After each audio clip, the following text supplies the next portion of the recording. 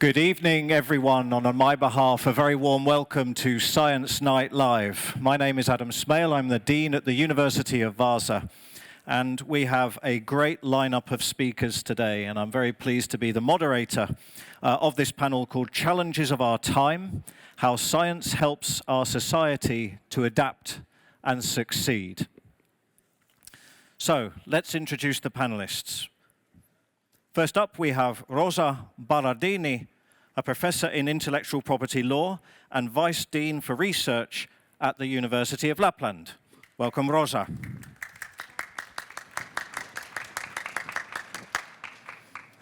And next, Miloš Mladenovič, associate professor in transport engineering at Aalto University. Welcome, Miloš.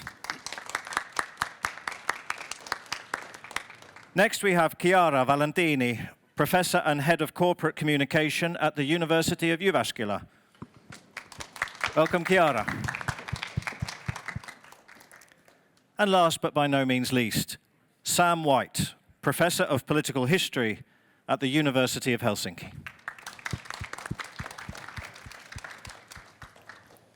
So, let's jump straight into it.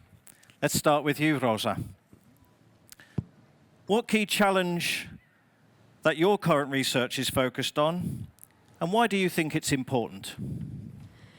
Thank you, Adam, for the great question. So my research, in very simple terms, focuses on the role of private law, so for instance, intellectual property rights like patents, copyright, to foster innovations. And nowadays, I'm increasingly focusing on one of the challenges that you actually mentioned before, which is sustainability, especially environmental sustainability. Now, the issue is that private law, like IPRs, are a bit different than other areas of law, like environmental law or energy law.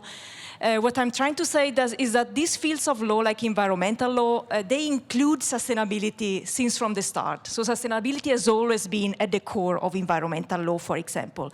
But private law issues has been traditionally quite far from sustainability perspectives. Normally, the role of private law has been to foster economic sustainability, to foster profit maximization, so to foster innovations from that perspective. So the challenge is, how do we now integrate in a system that normally has nothing to do with sustainability, something that is extremely important, namely environmental sustainability, but also social sustainability, inclusion, cultural sustainability. So that's perhaps the biggest challenge that I'm at the moment working on, and try to find a solution. Great, thank you very much. If we turn next to Miloš. So Miloš, what one central challenge in transportation is your research trying to address, and who's likely to benefit as an outcome of your research you're doing with your team? Well, I guess I would be a very bad engineer if I would say that I'm trying to work against sustainability of various sorts.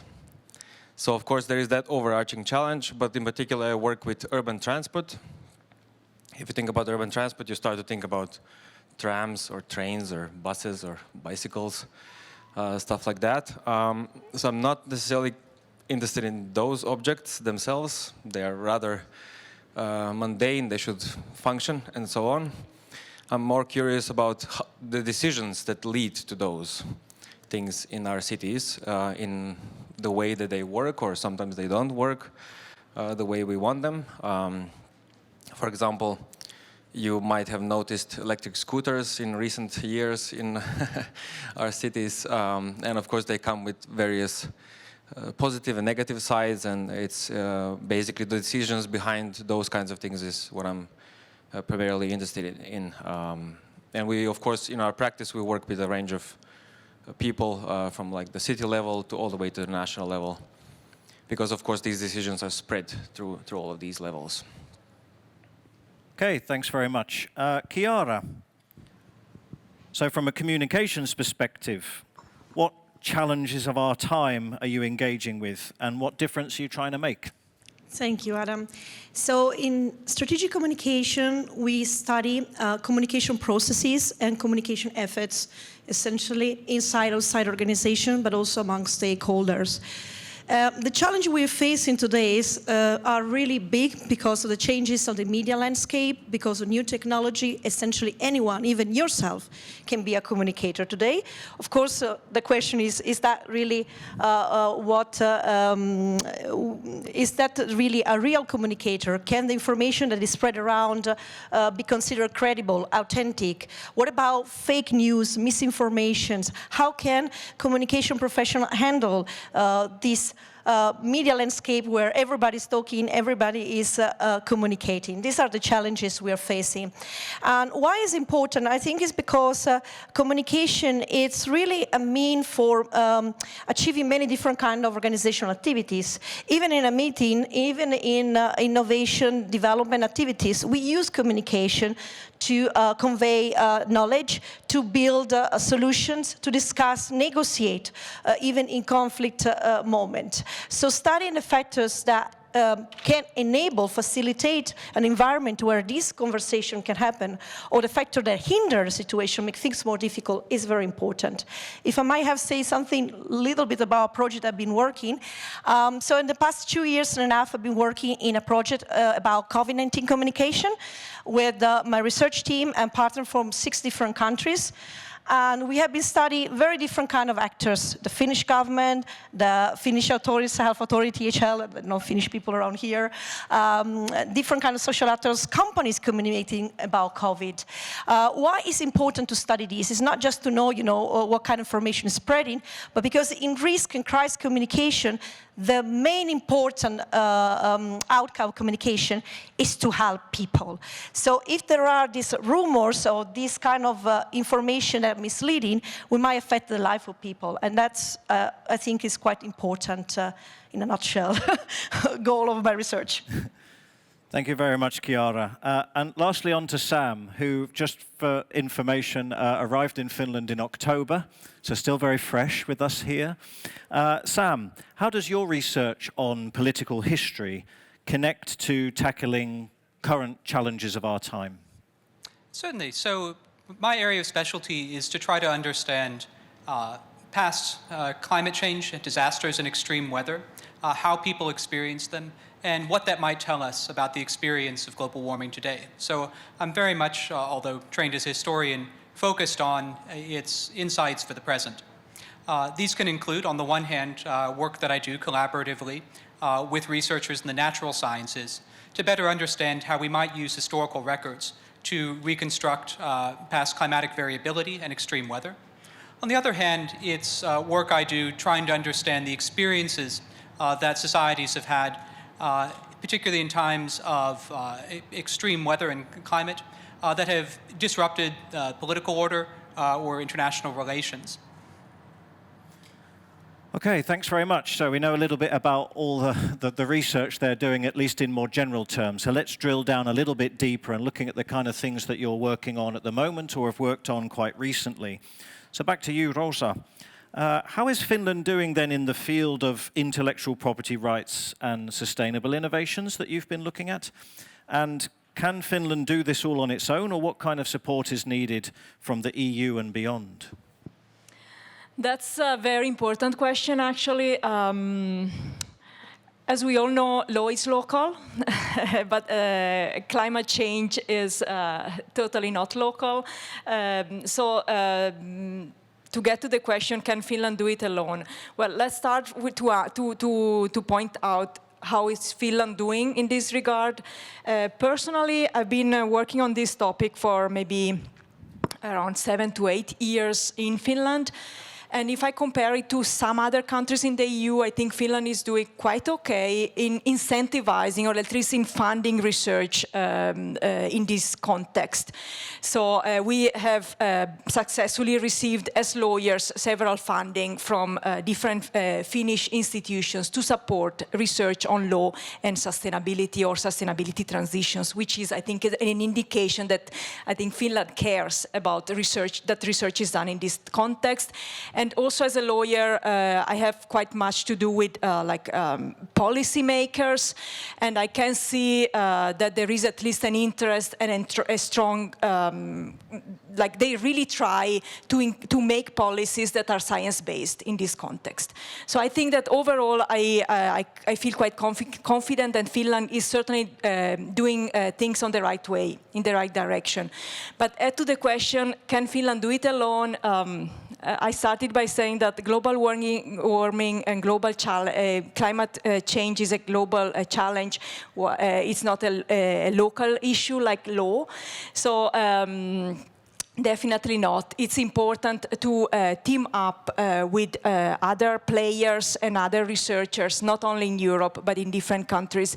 Because the fact is that because law is local, there are different ways to regulate innovations to fight against climate change. So we need, first of all, to understand these different ways, understand from each other what are the best solutions, and then perhaps trying to harmonize at least at the level of minimum standards to achieve the goal. So I think maybe these are the main points to your questions. Yeah. Finland is doing quite okay, but definitely is not able to do it, to tackle this issue alone. And so your research, presumably in terms of impact, would like to be able to influence policy.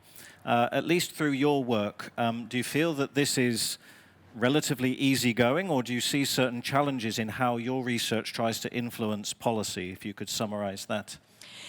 Yeah, so on the one hand, one can think that it's quite natural that research on law influence policies. That's kind of the normal link that one might think.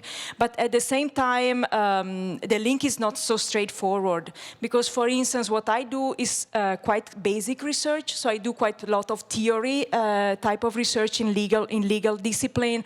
And from theory to practical policy, there is a long way in between that needs to be kind of digested.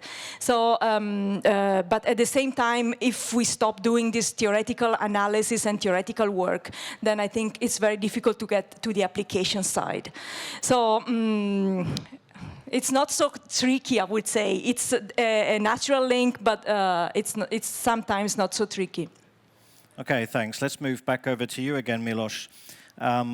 We're talking about the connections between research and society. So what have been the key lessons from your research in the area of urban mobility and planning, and this interface between research and society? Yeah, so we have been, in a sense, by the nature of the field, always, in a sense, practical.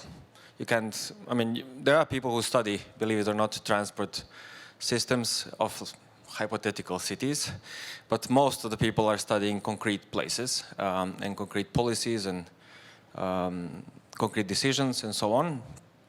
So that has always, in a sense, pushed our field to really think how to exactly do this kind of interface between research and practice. So that, of course, is a very fundamental question for research in general. I'm afraid I have all too often seen research that doesn't sort of start from the understanding of reality, which of course is not a sort of a simple black and white thing. It does require a lot more actually reflectivity than otherwise.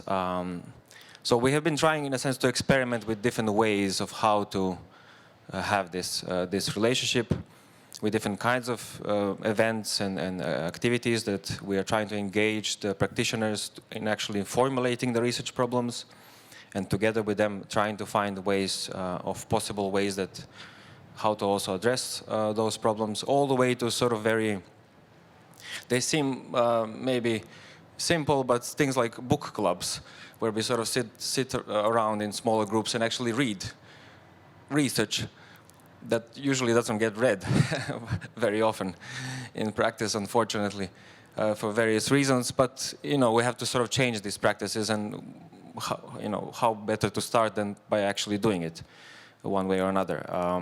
But what if I can sort of bring this a bit more on a general level, I think there are two main lessons that I have sort of drawn from these interactions with practice, and they, even if I'm an engineer, they're going to sound very philosophical. So one is about learning, and the other one is about empathy. when I say learning, you think, okay, some professors talking about learning. I mean, learning is hard. Yeah, it really means changing your opinion, changing your mind, and we have been trying to emphasize that learning is much more important nowadays than just knowing. I mean, we have a lot of knowledge, and it's actually very difficult to just know everything. But learning is much more about being adaptable to different situations, which is basically what we're thinking about here at large. So besides sort of learning organizations or enabling these learning organizations in practice, I think researchers have to exercise a lot more empathy for those various practitioners. Because all too often I see some colleagues around the world, professors, they're sort of very critical about urban planning, transport planning decisions and so on, but they oftentimes fail to really understand how did that really play out in reality and what kind of trouble actually these practitioners and civil servants have to go through at the end of the day. So I can leave it with that. Okay, thanks very much. Behind us over here is an installation about resilience, put together from a consortium including the University of Hanken.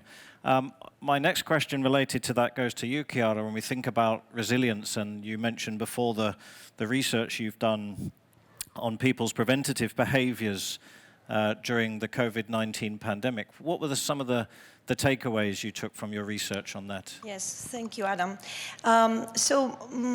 We have got a lot of different kind of data and different takeaways. But if I can mention maybe 3 of those, it came very clear that trust in the source of information was a main driver for people interpreting the COVID preventive messages and, for instance, even accepting them and complying with the recommendation.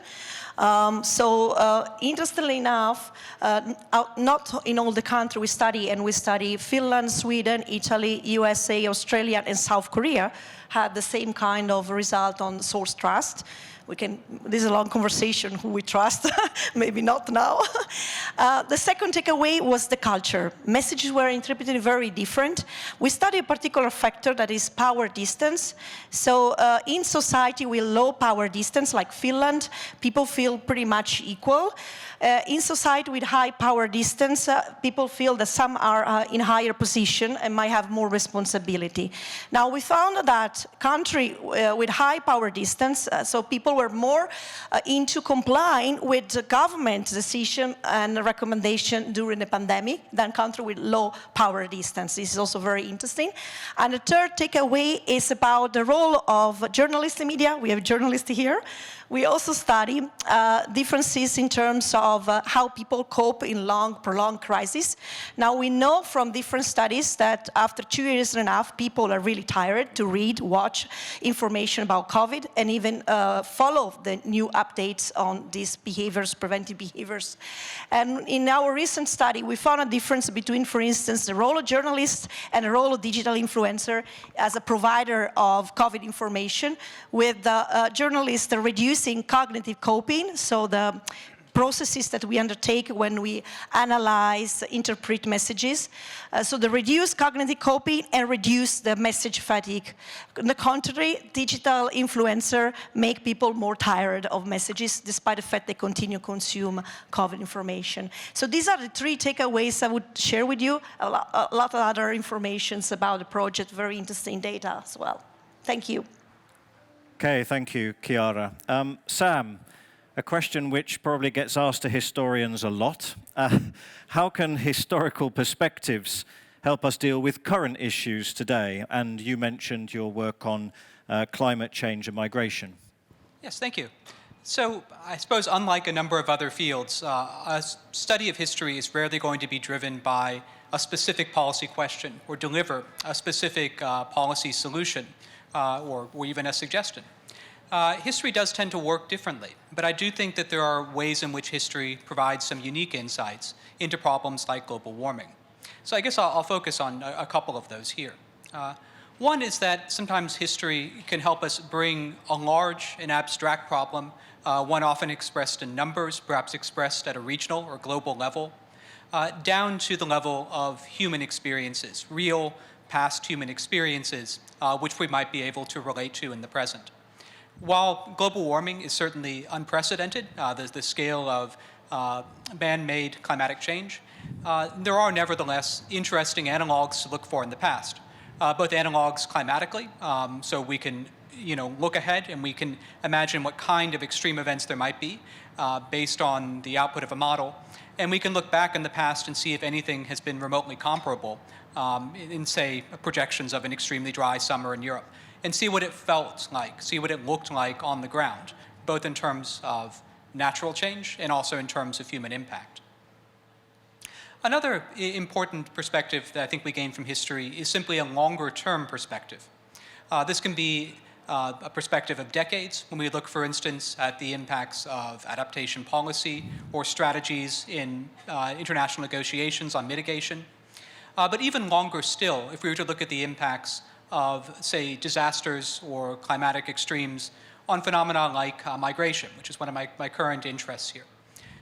We certainly have much more data. We certainly have a great deal of fascinating insights on current global warming and migration. But if we want to know what might come down the line decades from now, how disaster-driven migration, both short distance and long distance, might create new contacts, might influence the fate of migrants and receiving countries, then it also helps to look to history and to see what we can gather from those long-term perspectives over multiple generations of lives. Okay, thanks very much. I have one more question for all of you, and heads up, it's the same question to all of you. So the person that gets to answer last should have the smartest thing to say. Let's go back to you, Rosa. The title of this panel was about how science helps our society to adapt and succeed. Now, our society, in the context of where we are, is Finnish society. From the perspective of your field of science, how would you say Finland is doing in its ability to adapt and succeed?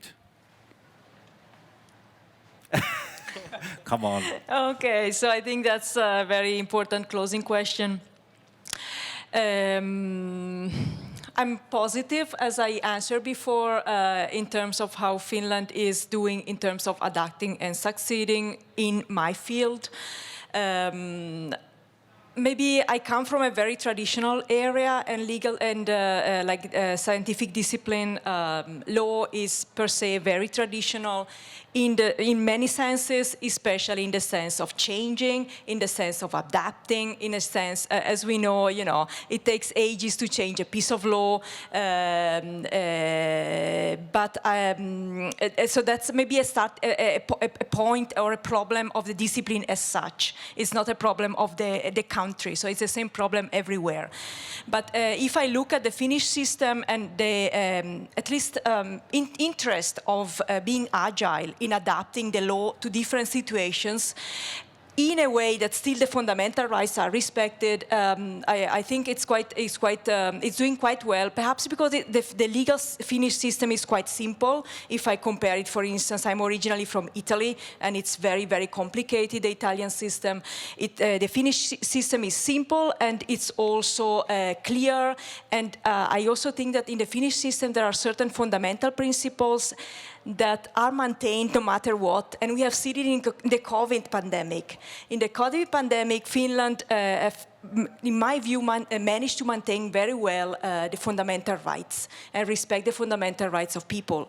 It's due to several factors, but in my point of view, it's due also to the way that Finland approaches the issues, which is perhaps linked to the fundamentals of the legal Finnish systems. So there is a reason why the Finnish system legal system has been built like this. Okay, thanks very much. Miloš, same question. How well is Finland doing? So short answer, how is it? Not great, not terrible. Yeah. I mean, it's a mixed bag. Yeah. If you think about the very region where we are right now, it probably has one of the best public transport systems in the world. I don't know if you're aware of that. So, of course, maybe the bar is not very high globally. So we should, address the global problem as well. But on the other side, we are still we still have transport system that doesn't have 0 casualties and 0 injured people. So that was sort of a long-term goal that we have always been aspiring for, and that's still not achieved in Finland. And of course, the transport system still causes a lot of emissions in general, pollution. Energy consumption is quite high. And of course, there are various sorts of other functional challenges that we have to overcome. So I think the not great, not terrible still stands. Very good, very diplomatic. On to you, Chiara. Thank you. So from a communication point of view, I think there are changes in the way that communication has been appreciated in society. There are a lot of challenges, as I mentioned. These are not only Finnish challenges, there are global challenges like the fake news, misinformation, hijacking information from organization are global, and I think Finland is moving forward to try to find solutions to address these questions in quite a reasonable manner. I think one of the things I like the most is still this high ethical standards that are in communication professional in Finland, and it's also visible, although in the latest few years media trust has decreased a little bit, the population is still quite high compared to other countries. So in general, I would say doing well. So I would say there are really two sides to this, again, taking a historical perspective. On the one hand, Finland is blessed by its geography in terms of the impacts of global warming. Certainly it will not be unscathed, but relatively speaking, being here up north, being in a country still literally rising from isostatic rebound, certainly has its advantages. And Finland has also done well in a domestic policy standpoint in areas such as food security and more recently, at least, energy security, under the force of necessity, of course. However, I would say there's another side to this, or really, I guess I'll answer the question with a question, which is how well adapted is Finland to living in a world that will be more disrupted by global warming? Because this is something more difficult. Can Finland see itself more as a country of immigrants rather than emigrants, for instance? And how will it respond to immigrants who have been displaced by disaster? How will Finland deal with search for resources in a world that is increasingly disrupted? And whether there are new resources that we need to finish an energy transition, to adapt to a new economy. I think if there's a historical perspective to bring in here, perhaps a parable here, it's that the disasters the impacts of past disasters often spread well beyond borders, and smaller states were often in a very disadvantageous position. So I think these are questions for Finland's future. Okay, thank you very much. And on behalf of the organisers of Science Night Live, I'd like to thank our panellists this evening. And if any members of the audience, obviously after this event, would like to approach them and continue this discussion, they have name badges, so they can't hide. So thank you very much. If I can ask you now to leave the stage, and we'll move to the next part of today's programme.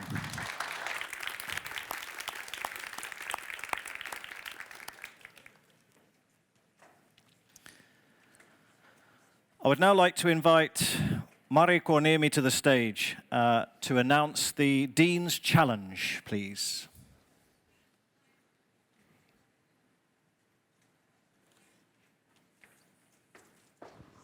Thank you, Adam. Great to be here. Really excellent panel, super interesting. My thanks also for all the panelists. When we have been preparing this event, we have been having amazing support from group of deans. You see them there, and soon you will see them here on stage as well. This is a way of thanking them. They have been doing hard work for the succession of the event, and now we will thank them by giving them a challenge to solve. Welcome to the stage, all the Dean team members. Come here, join us.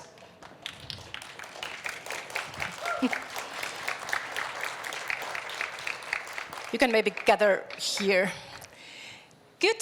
Nearly everyone was able to make it, and you've obviously already met Adam and you met Rosa, so they maybe don't need any introductions, but we could have a quick round with others. Who do we have here?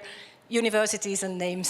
start from you, please. Hello, good evening. So my name is Neil Cronin. I'm a professor of exercise biology in the Faculty of Sport and Health Sciences in Jyväskylä, and I'm also Vice Dean for Research. Thank you, and Jaakko. Hello, good evening. My name is Jaakko Suominen. I'm Professor of Digital Culture and Dean of the Faculty of Humanities at the University of Turku. Please. Good evening, everyone. My name is Mari Kallönen-Mänttäri. I'm Professor in Separation Technology for Biorefining and the Dean of the School of Engineering Sciences at Aalto University. Hello everybody, I'm Hanna Vass from the University of Helsinki, the Faculty of Social Sciences, and I'm Vice Dean there, responsible for societal interaction among other things. And as a background, I'm political scientist. Lovely to be here. Thank you all, and Hanna could have a badge from Yle as well. She's been very busy commenting upcoming elections, so I'm happy that all of you are here, and especially I was worried about you. Will you find the time? I'm so glad that you all guys are here. So, and thank you for supporting the event as well. This is what happens next. We will announce your challenge, and you will have approximately 30 minutes to come up with 3 solutions. We know that academics are really great at pointing out, finding problems, but now you have 30 minutes to find 3 solutions. So listen carefully, here it comes. Perhaps not so unique as you were hoping for. We will actually ask you to find 3 solutions to the question that appears in the title of the next panel. How to better include international academics in public debate and decision-making in Finland. And these will be discussed, your solutions will be discussed by our stakeholder panel. Neil, you have promised to lead the work. Is everything clear? I don't have a microphone. Apart from the microphone issue, I think everything's clear, and we will do our best to present you 3 solutions as quickly as we can. Fantastic. So you will meet at least you and all the stakeholder panelists later on, but I will let you guys to get started. Good luck and see you during the next panel. Thank you.